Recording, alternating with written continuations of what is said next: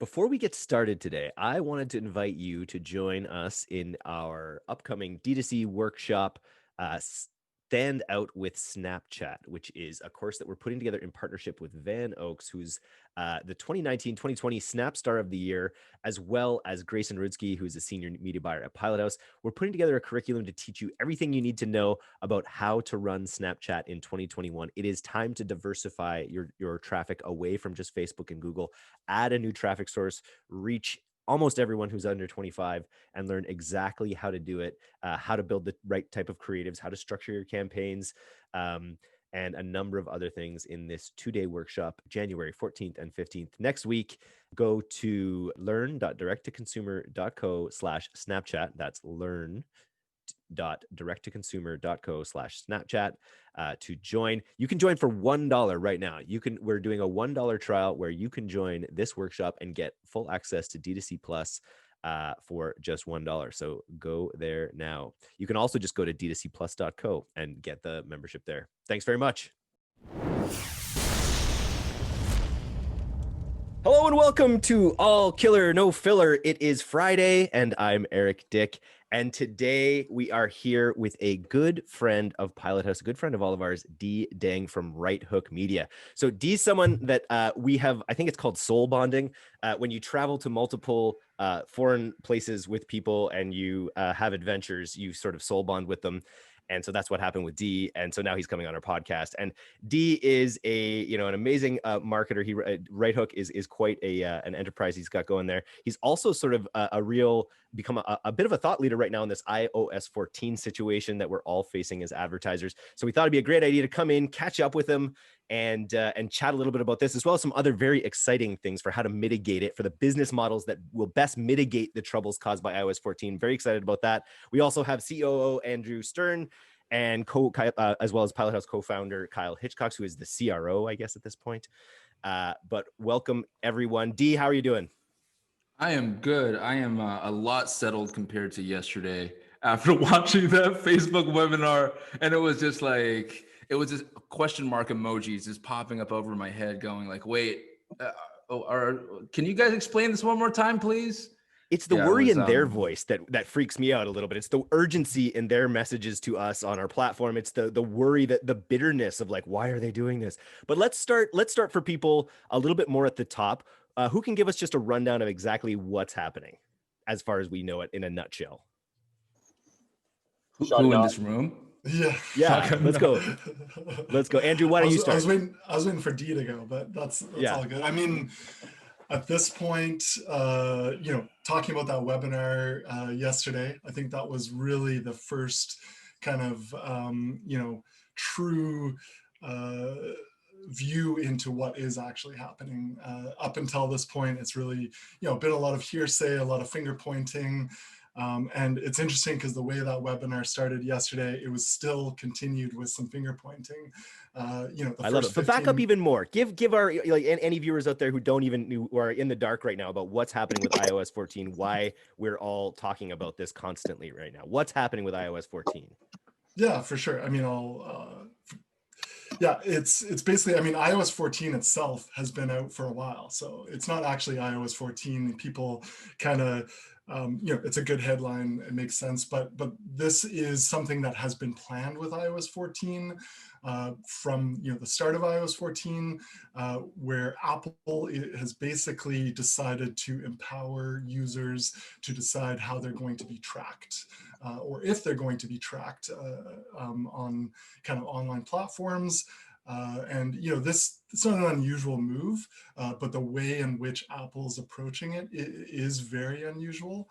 There's little to no industry kind of collaboration going on with this. This is literally Apple, in their minds, taking a stand for users and giving them the ability to stop apps from tracking them and web experiences from tracking them. And so what they did is, back in the summer, they talked about releasing this. And I think that there was some pushback. I mean, there's obviously still pushback, but they kind of realized how disruptive it would be to many different stakeholders. And they kind of put the brakes on it and decided to kind of take a bit more time. And now we're actually at this crossroads again, where they've taken the time, but maybe they haven't still consulted with all these stakeholders in terms of what the exact impacts are going to be to the ecosystem, to the online ecosystem, but they're going to do it anyways. So, here's us as agency owners, as users online that are going to be affected in many different ways, and we're all trying to kind of unravel that and unwrap it and figure out how to live within it. And that being said, before we kind of get into those details, is like the weird part about it is that this could happen any minute, and not meaning that in an alarmist way. It's just that like we all are in the same boat, and it's actually kind of a unifying thing.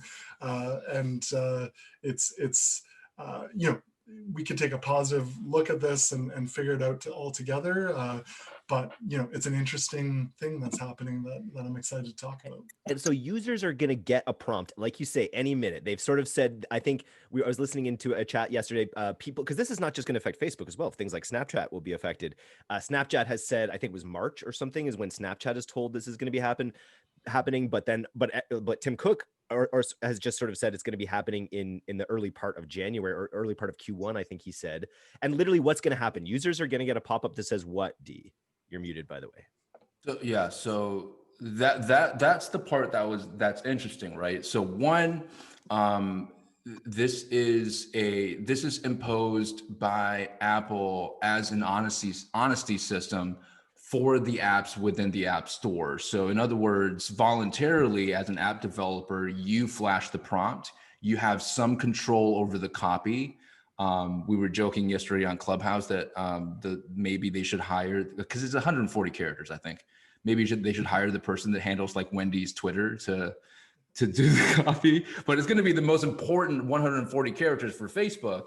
And so it's set by Facebook. They flash the prompt to stay compliant. And here's the interesting part. To my understanding, it's an opt-in as the main function. So it's, will you allow this app to track your usage?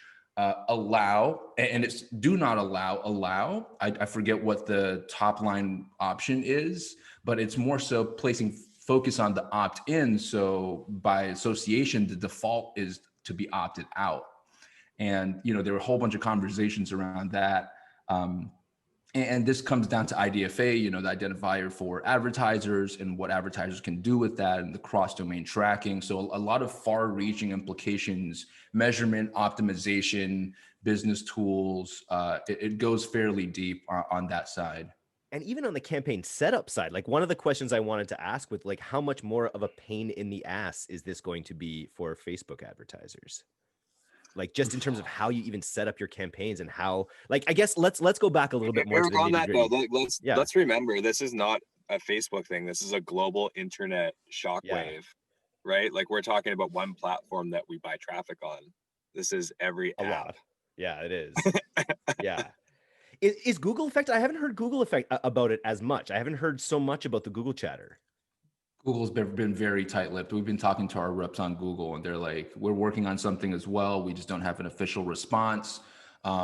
Naturally, Google's got their own thing going on, right? Privacy Sandbox, that's Google's own little version of dealing with web transparency and privacy and all that.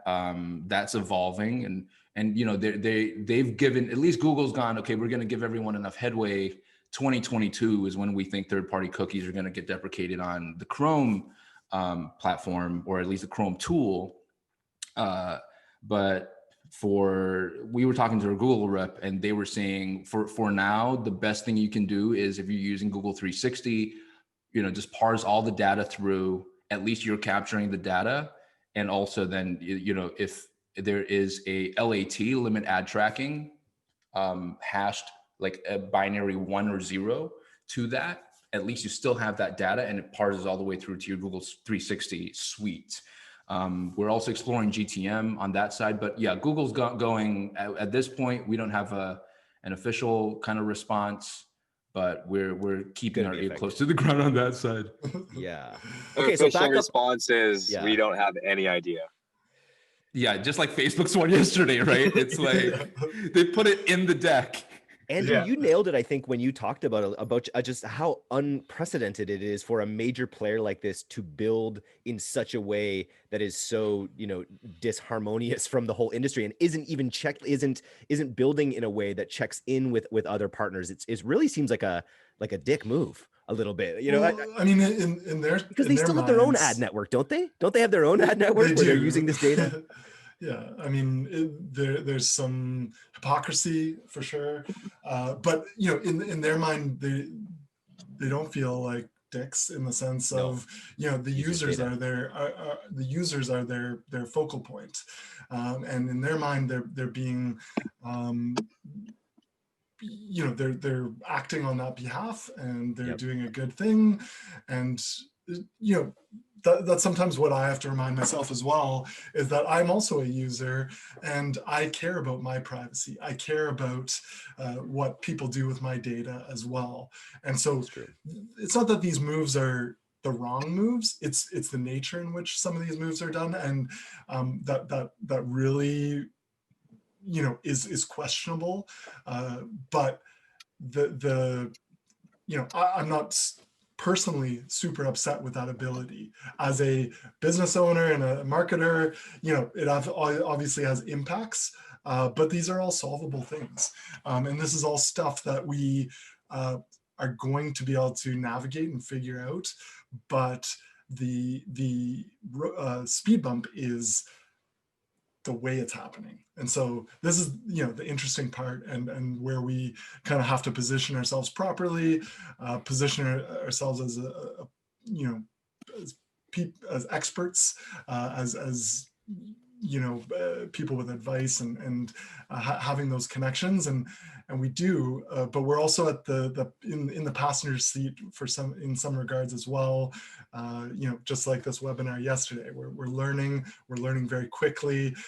We have experience figuring out these types of things in the past, but this is one of the biggest. This is one of the biggest kind of disruptions in terms of data that as in my career as a marketer that we've experienced. It's funny, like reflecting back on GDPR, or like that was the last big bomb. There was the other one in California. I shouldn't use those two words together.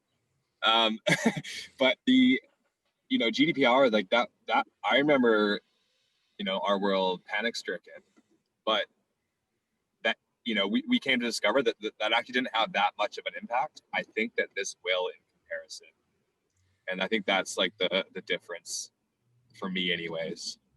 It was interesting hearing Moody talk last night. Moody was the Mute 6 founder CEO. Is a great character, and he was in Joshua Tree meditating, and he was sort of saying, he's like, they have the world's greatest engineers working on this right now, and that he sort of gave that sort of line, as well as we're probably overestimating its impact. There still are going to be how many, like, I just want to get back a little bit more, just a brief thumbnail sketch of the, like, what's actually happening as well for people. Like, I was going to get into some of the audience issues that are going to be affected, but let's talk about the main thrusts that are going to be affected in this. D, take us away a little bit on the main issues.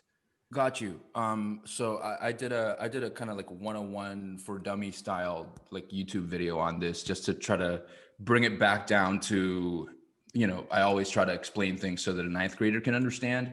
So, and that's how I receive information as well. Essentially, so let's go back to the prompt thing, right? Let's follow user flow. So Eric, let's assume this new world order where ATT is in action, the app tracking transparency policy is all in action.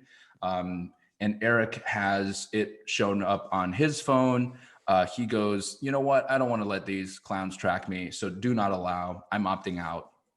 Now in that world, Eric goes onto Instagram or Facebook, sees an app from thesedresses.com and taps on the ad, which then redirects to the website. Now, typically when that transaction happens from that microsecond of, well, depending on the site speed, I guess, tapping on the ad to go to the site, we've got the Facebook account ID, so the FBA ID, and the FB click ID that is hash strings, and hash numbers that goes over to the website and then feeds a whole bunch of information over and hands it over to the pixel. And any other trackers that are installed by the website. Now, historically, the actions that Eric takes there, like for example, he might browse a few products, adds one to cart, and then abandons the cart. Now, in this current world, as marketers and as Facebook advertisers, we can do stuff with that. We know that he's added to cart, we can retarget him, we can do all those different types of things now without capturing his email. Now, if with Eric opted out in that situation, whatever happens on the website in terms of capturing the data, to my understanding, based on my research, website owners can still, if you implement server to server type solutions, you can still capture the data, no problem there. But the issue is when you parse it back to Facebook to say, hey, I want to retarget this person, Facebook's going to go, wait a second, we see an extra number in the hash Facebook account ID that says ATT opted out. So based off of that action, we can't retarget this person because to stay compliant on the App Store, we have to say, sorry, we can't. So they're that pending, right there. So Apple, is it the Apple or the app within Apple ecosystem is it pending that extra variable, the yes or the no? I think it isn't. That's what it's an honesty system within the app. So it's Facebook themselves saying, oh, no, we're going to implement this so that if Apple comes in and wants to run some checks, we're all above board and everything's clean. And we still want to stay on the App Store, which was kind of a bit of the starting takeaway with yesterday's Facebook webinar as well, where they were talking about, we weren't going to use IDFA. We're going to kind of do our own thing and not comply with Apple. And then after internal talks, we decided, no, we kind of need to keep sucking on the teat of Lord Apple. So, because that's where they acquire a lot of users, right? It's still the place to be. And keeping in mind, Instagram is on there too. So, yeah. Okay, so that sort of really it speaks of the issues we're going to have with retargeting and conversions and things like that.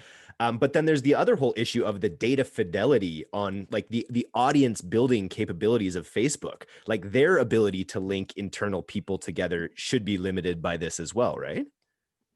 To my understanding, and that's where they've put in AEM, which is their aggregated event management protocol, and that's how they're trying to use statistical modeling to patch all that what they think might be the loss of that data fidelity, exactly like what you were talking about, to try to aggregate that. And as to how it gets aggregated, and this is the caveat with the whole thing, right? I've got the webinar replay up right here on my other screen, and after that initial really awkward rant, if anyone that's watching the replay, if you go to 9 minutes 10 seconds on the recap slide, the first bullet point, we are in the midst of massive industry change, full of ambiguity. No one has all the answers, and Apple hasn't made it clear for anyone. And if Facebook's official one and only global webinar is like that's the guiding piece of information, then you can kind of infer where everyone else is inferring from, right?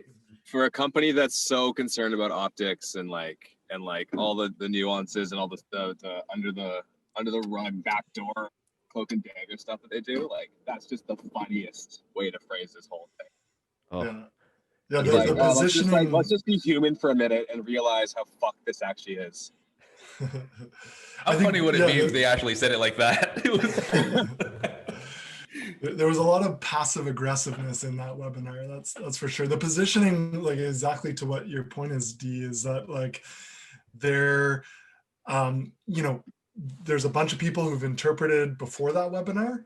And then there's like the post webinar, which is, a whole lot of other information, and it's not completely consistent with the understanding before. And so, us talking through it and us not knowing, the exact pieces of it is a complete reflection of the information that we're getting as well from what should be the sources of truth.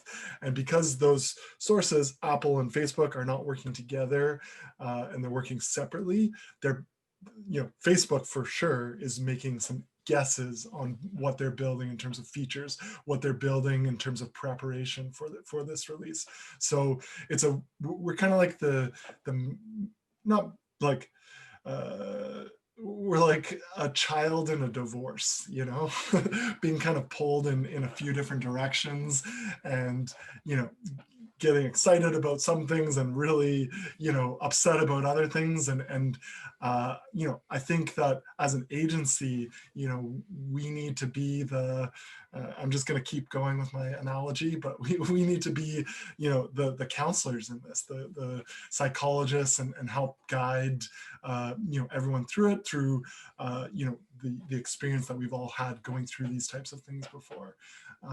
Because it's a bit wild, it's a bit turbulent, but certainly it always prevails. There's always a solution, and within Facebook itself, they are preparing for that solution, and they've built on this foundation of kind of a free market, and an auction experience. And so the thing to remember is that we're all in the same place. So what affects advertiser one affects advertiser two, and the ad space isn't going away. The ad space is still there. It's still going to be filled with ads.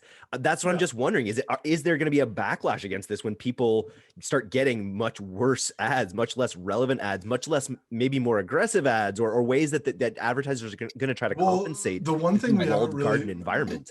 The one thing we haven't brought up, which I found, and I'm interested to hear about, your interpretation, is, that announcement of Facebook where they are pre-prompting Apple's prompt, right?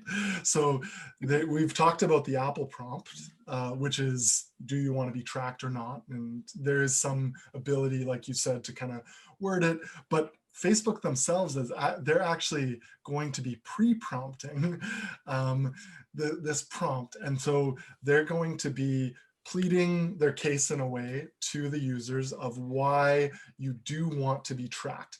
And so to your point, Eric, aggressive advertising and all this other stuff, like there will be some disadvantages to opting out of tracking. You're going to be targeted by ads that are not relevant to you at all.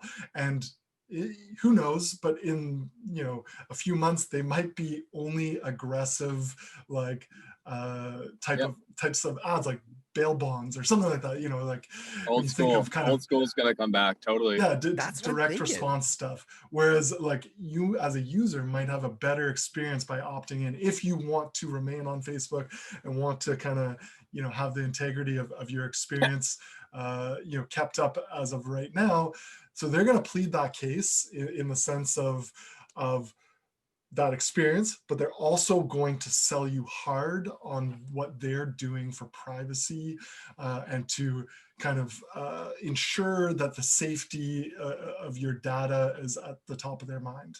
Sounds like a big prompt. That sounds like a big ass prompt. I'm just saying, like, but we haven't seen the prompt. We don't know what the prompt is, right? I know. But like, they were making all these assumptions, not knowing the ratio of people who are going to opt in and opt out.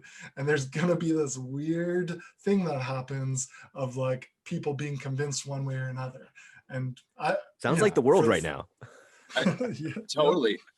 I wonder, like, Stern, that's really well said, like good customer experience. So the thing that like Facebook hasn't brought up lately since, when was the congressional hearings on the Cambridge stuff? That was 2016, 2017, something like that. 2017 or 2017. Yeah. I think. Since then, Facebook's visibility into what you can do with your data, like where it is and how it's being used, which companies have it, like you can go and get that. You can download the whole file. It's actually really gross to look at. But like it's just bringing visibility back to that and saying, just opt in. Just opt in and enjoy your Facebook experience. You don't want to see Democratic ads. You want to see Republican ads. Like, and the other thing too is just like other risks. I think you just got to remember, like Andrew said, the natural economics of these platforms. If it's not working for someone, CPMs are going to drop. It's going to adjust. There's going to be like the Like there's like, and the other thing is like the biggest risk of all is Facebook. Like they're like a 22 billion or whatever the number is business. Like we're just a drop in the bucket. Like, okay, so you have a client that does like 10 million bucks a year. Like honestly, they don't care. They need to fix this and they need to make this work. So like Dee said, there's a lot of smart people figuring out solutions for this. And the economics, from what I've seen over the last, across like 20 platforms across the last 12 years or whatever, the economics always balance it out. Compliance versus opportunity, it always balances out. Here's a practical question of advertisers, because we have the number of events are going to be limited, and the ability to correlate those events is going to be limited by the not tracking the impression window and by limiting the conversion window to only 7 days. I'm wondering, like, are advertisers, like, how are they going to rank those conversions? And are you going to be able to, just because we always say just go to purchase, advertise to purchase. Are you going to be able to do that anymore? Or you're going to have to go in a more stepwise fashion where you're warming up the audience one bit at a time? That was exactly the thought experiment that I was going through as well. Because to my understanding, so you stack rank them, right? So what you have to do is you have to prioritize in your mind, as an advertiser, you have to go in there and go, well, what is the number one that I have to pick? And then I have to stack rank all the other ones. And supposedly for that top one that you stack rank, that is going to have the reporting capability, supposedly even for people that have opted out. I could be wrong on this, but there was something that was said in there that caused me and a few other players yesterday in our clubhouse kind of chat room to interpret it that way. The other thing that I heard though within the webinar, and I'm a bit hazy on this, even though I watched it twice, is the issue with, if you go all the way up to the purchase, is if the person does not convert, it goes back to being a black hole again, because that person did not perform the action to complete the event. So you might then have to go down to the add to cart side of things and look at it that way, or initiate checkout side of things and look at it that way. So I think that was my understanding. I'm just more curious on that point. Like, my understanding of that was that it's a waterfall system. And so they can only pass data back on one of those events, which is the last event to happen. So that's why, like, that's where the question mark for me is about retargeting, is like, they are saying that one will pass back. But so if you have purchase at the top, then you have add to cart, and then you have, view content or whatever, like super simple, like, you still will get that one event. That's what I'm understanding. You'll get the last event. Yeah, the last event. You'll get the last in my event mind, like, in my mind, that still allows normal optimization and normal audiences. And so maybe I'm totally misunderstanding it. But again, like, that in that webinar, when they pulled up that sheet, that priority event thing, it says right at the bottom, for illustrative purposes. It's like, they're theorizing too. That's maybe a beta, and they're still working on this other stuff. But they really didn't go into detail to your point about the mechanisms behind that, other than to kind of blandly say at the very top, one event will be passed on click. Okay. Like, what does that mean? Thank you, sir. May I have another? Yeah. So it's funny. There is a really element of unknowing here, and you can see that echoed through what iOS is even saying.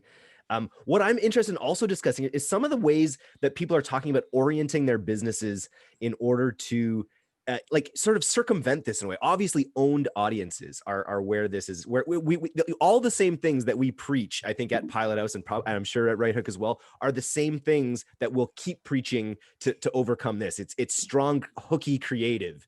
It's excellent high-end creative. It's that ability to target granularly, and it's that ability. I forget my exact point on this one. What? So someone crash land my thought. You're talking about customer. You're talking about owning the ecosystem. Exactly. To not depend on it on a platform, I think, is where you're going. Exactly. Yeah, fundamentals, right? That's why they're Exactly. called Good fundamentals, product, because good product, good price point. And you email gate the whole website Life's experience. easy. That was the craziest idea I heard on the Clubhouse last night. Was this guy? I forget what brand it was, but it was a high-end brand experience where you're like it's like a speakeasy where you're invited in to even to get in the store. You need to have your email, and that is where we're going. That's the kind of walled garden mentality that we're kind of going to. We were talking about businesses like Italic, Jeremy Kai, who's just on My First Million today. I'm excited to have him on this podcast as well, about the membership program where you sign up and you're part of this other ecosystem where you're going to buy. It seems like, what are some other ways? The other, even just down to the idea of carpet bombing. They were talking, I shouldn't, again, it's an insensitive term, but carpet bombing is the idea of showing people a bunch of video ads and then retargeting to them based on the amount that they watched. I've never been able to make that work super well in practice, but is that kind of thing of like building up your audience, corralling them, and then sort of advertising them within the window, dude, all these things you're talking about are just like old school affiliate shit. It's like content locking, gate membership programs. Like drop shippers were doing that for years, like fishing stores. It's like, get all these, like all these tactics you're talking about are just like, it's like, okay, cool, brands are doing them, and this is what Pilothouse talks about all the time. This is like Right Hook, those guys too. It's like DTC, direct response marketing, and let's figure out creative ways to get around systems. That's what affiliate marketing was. It's finding efficiency and an opportunity to arbitrage, and it's happening. And it's just like, if you don't do this stuff, you're done. That's it. It's going to be another rising tide situation, right? Where if your ship isn't tight, there's a real issues. Yeah, there's the bell cycle of an opportunity, or the bell curve of an opportunity, and in this industry, it's like they're really fast and short and tight. And they're getting tighter and tighter and tighter, but chaos creates opportunity. You just gotta have a little bit of foresight and some experience and a good network, and pull through it. I think we'll be all right. And another thing is the deep integration, right? The idea of being a deep integration partner as an agency becomes more important, because with everything being so fragmented, you need to have a global idea of what's happening with one of your brand's marketing spends in a lot of ways, because attribution is going to be so clustered. 100%. I think like half of our clients, we own everything down through to the email. Some of them are just Facebook and whatnot. The billing model for agencies historically has been spend, or like retainer spend. Yeah, totally. So like, I don't know where you're at with this. I know that you're performance focused also. Some of the other bigger companies are not, which has created a good opportunity for companies like ours for sure. But we bill on a percentage of ROAS for the most part. But is that sustainable now? No. we don't even know. We don't know. So yeah. How do companies still stay competitive with their pricing through this? Yeah, for sure. So I put a post out yesterday just to get some mind meld out on my socials. So, a fair few people are going so far as to go down to flat fee only, which I'm not a fan of, because it doesn't incentivize it incentivizes people to sit on their fingers, right? And be like, sit on their hands. Totally. Well, it's flat fee. Like, what's going to change next month? There's no carrot. I'm a fan of carrots and sticks. I'm Asian after all. Sticks are part of our culture. We got smacked when we were kids. I know how this shit works. We talk about carrots and sticks a lot too. We try to be more carroty, but yeah, I'm with you, bud. Absolutely, and I think any agency worth their salt is definitely imposes their own carrots and sticks with clients, and they talk about that very upfront. So getting a read of what's out there. Some people are going so far as to revert back to flat fee while they figure this thing out. Some people are going to go, let's just work off of ad spend exclusively only. Historically, we work off of, and this is where the hairy situation is from a measurement standpoint for us.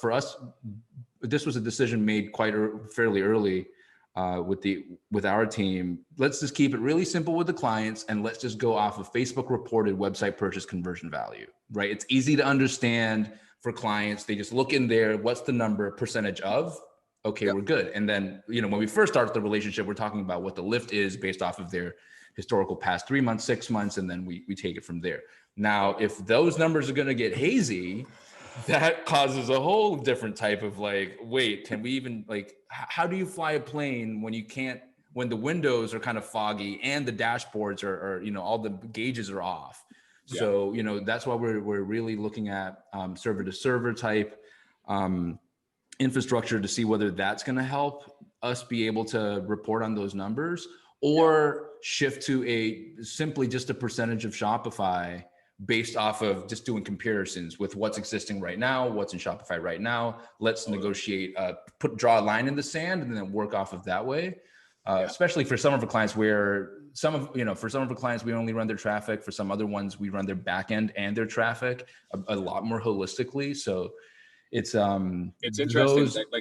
Those two models you mentioned, like that's really client dependent, right? Because there's like clients that are, I feel like we're the same people and have the same business. And like, what did Eric call it? Like soul bond. We soul bonded. Soul bond. I'm trying to visualize that in a cartoon or something, but we've always just had the same conversations. And it's like the deductions are always very comparable. It's like, well, we need clients that have a good attitude, that are trusting and willing to work on a performance of some sort, give us access to everything so we can do our job properly, as well as pay us on overall. Like that's, you know, what's that source of truth? Because that's really what it's going to come down to now. And, you know, I don't know what you think, but like that conversation is not an easy thing to have with clients.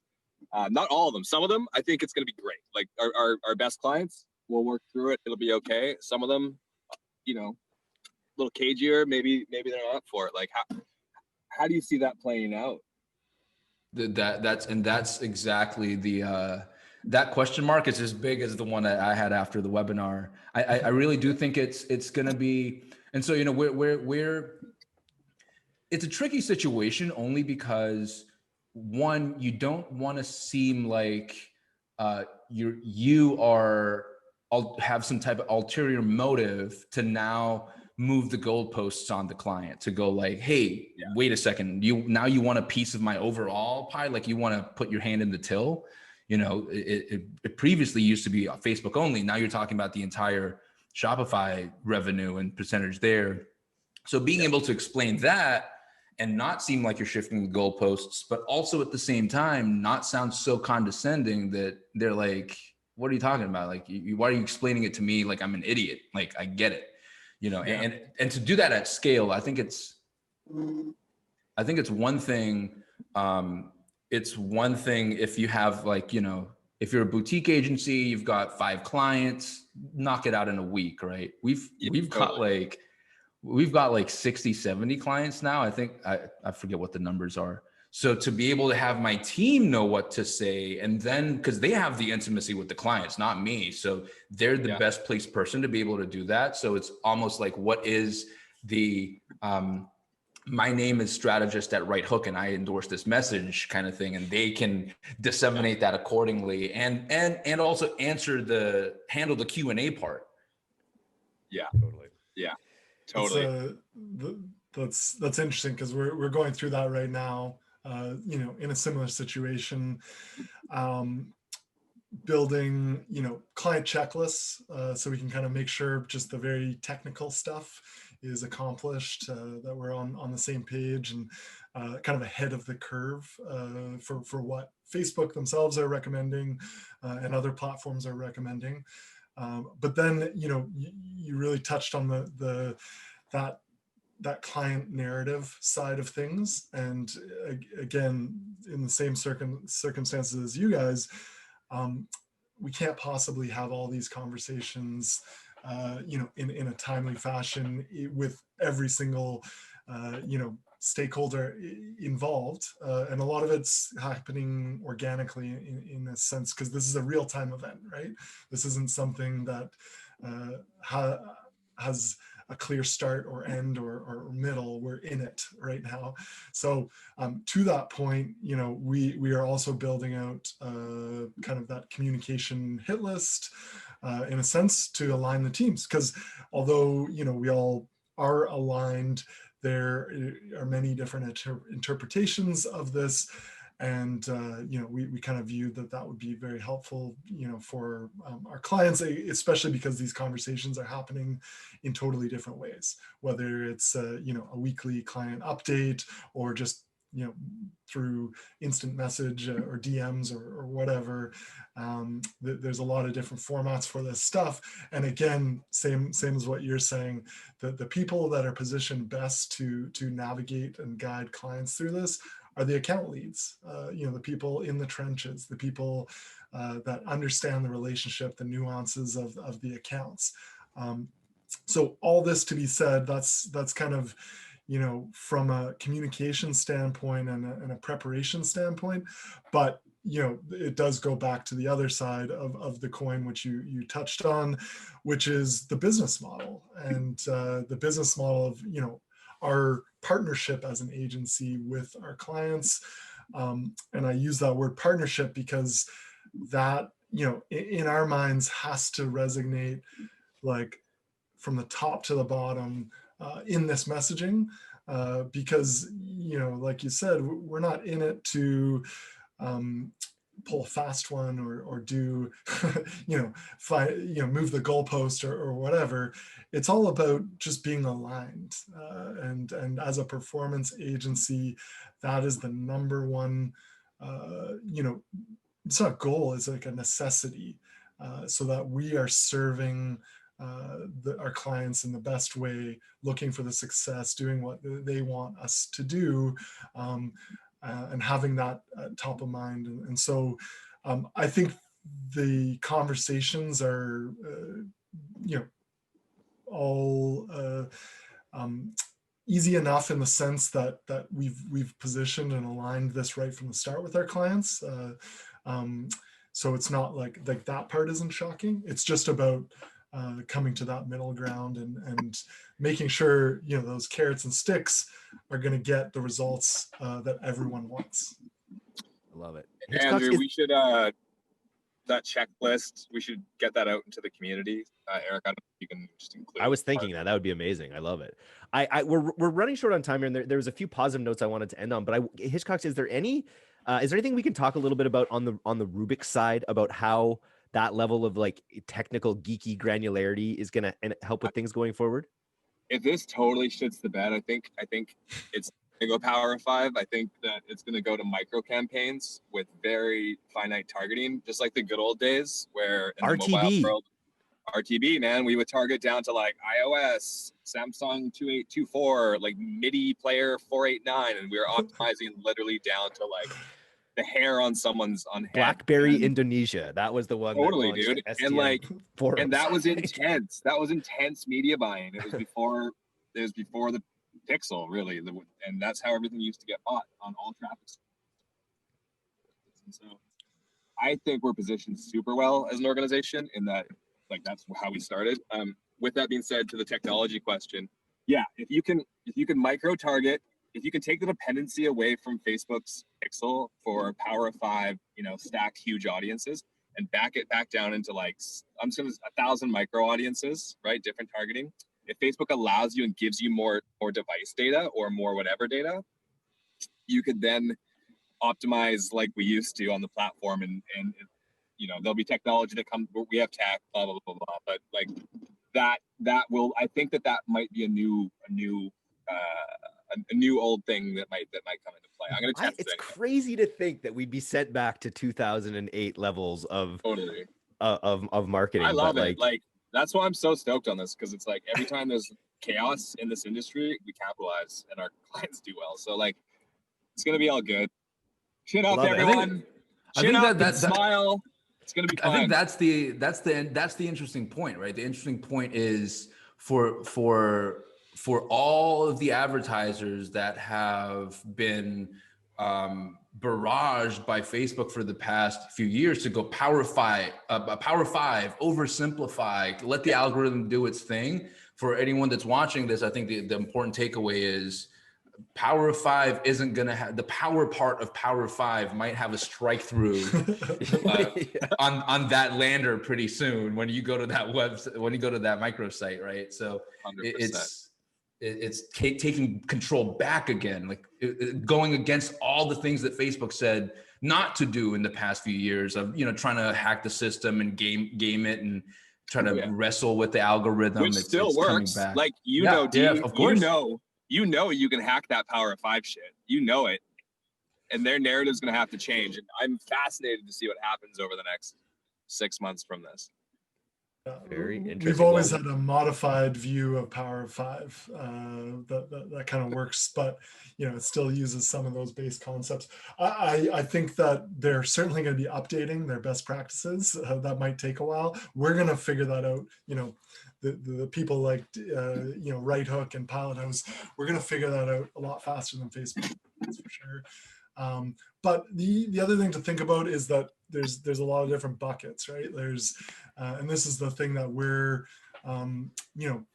considering as well with our different clients. And I know Dee, you brought this up as well, is the different stages of clients. Like, those brands that are spending $10 million, in a month versus those people who are figuring it out, but they have this potential. And so all of the, those strategies to what Kyle's saying, they're going to have different value for different types of clients. The people who are established, or the brands that are established, they might be able to be okay with Power of 5 and not have the data being fed into the machine because they have this amazing product, they have this amazing messaging, and Facebook, is probably prioritizing their prediction and their features for those types of clients. And so let's not blow everything up yet, but we're gonna get really strategic when it comes to where you're at in how comfortable you are on the platform, and there's solutions for all of it. That's for sure. I love it. Nice. Well, this will be an ongoing conversation. Now that we have confirmed the soul bond, we can have Dee back on anytime. And let's get Dee on here like on the regular. Let's set it up quarterly or something. I think he'd be down. Or just awesome. Join us on Clubhouse. That I think that's the other takeaway out here. If I don't have an invite right now, but I bet Dee has about 1,000 because he's such a power moderator on it. I bought an iPhone to get on it. Amazing. Wow. I think you'd love it, Hitchcock. Apple doesn't need this Pixel. Like, I just bought an iPhone to get on Clubhouse. All they need to do is buy Clubhouse and then destroy Facebook and boom. Perfect. Bing, bang, perfect. boom. Perfect way to end it. Thank you so much for coming on today, Dee. We'll have you back soon for another chat. And cheers. Good luck over there on the other side of the world in the future. Yes, sir. Appreciate you. See you, Dee. Thanks, man. See you. Cheers. Yeah, thanks.